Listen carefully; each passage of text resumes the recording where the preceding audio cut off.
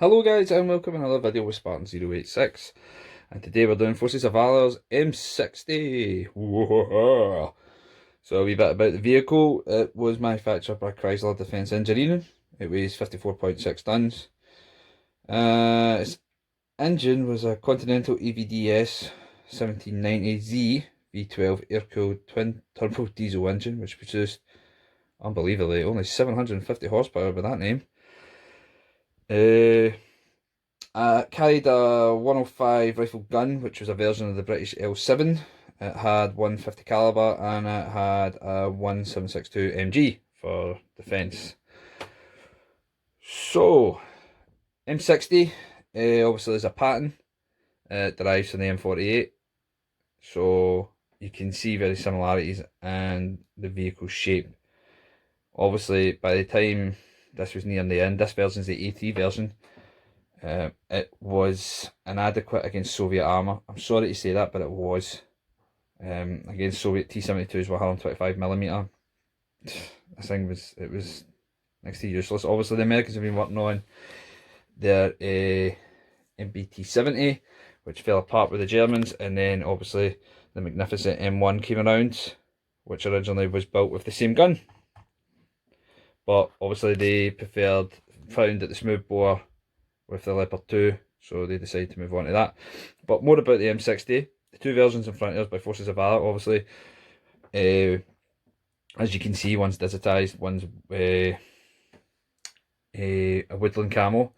Both versions are actually for the first Gulf War in '91. So the vehicles that were used in there were by the US Marines. They hadn't actually been fully issued with M1s at the time. So both versions in front of us have fantastic weathering. As you can see, as we go in close, you can see a lot of weathering has been done to that, a lot of rustic effect. This is when Forces Valor really cared about doing it. You can also see the ERA plates on the side. Obviously, yes, it does have a couple missing.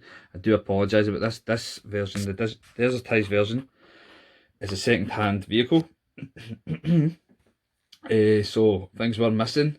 The other one was actually my Forces of Valor tank that I bought. So there shouldn't actually be any ERA plates missing. I will have to go and look for them. Obviously you can see a wee bit of damage with Commander's cupola, and the 50 cal has broken off. There is a reason behind that. One of my kids thought it'd be funny to rip it off. So overall, good design, did pretty well with this. You can see, obviously, they have done fantastic. It is a wee bit dusty, I do apologise about that, but overall, Forces Valor did very good on this. The wheels and suspension work excellent on it, as you can see. It's a torsion bar suspension. Same with this one. You can see as you move along, you can see the wheels getting pushed up, and the tracks do move. Again, like I've said before in other videos, the tracks, again, it's just kind of hit or miss with them, depending on which one you got. Some of them work in unison, other ones are just independent of each other. It's just depending on who actually built it. And I don't mean if it was Unimax, it's just the person in the warehouse who's doing it, if they actually managed to connect it properly or just really didn't care. But overall, both of these turned out really well, and they are a great one to have. As I've said before, I have talked to Forces of Valor about the possibility of doing a Cold War series. And these would be bad boys that I would love to see, like the A1 version, A2 versions.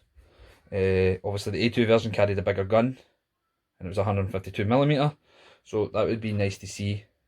But overall, good job they did. Hope you guys are liking them. I'm trying to shorten down a wee bit of history to them, try to shorten down the videos in length. I think it's a bit too much for guys when they're putting them on. They're like, wow, there's a lot of stuff here, too much. If you do feel that you like that, please do comment and say that you do like the history. I'll try and put a wee bit more detail into it, but I'm trying to cut that down at the moment.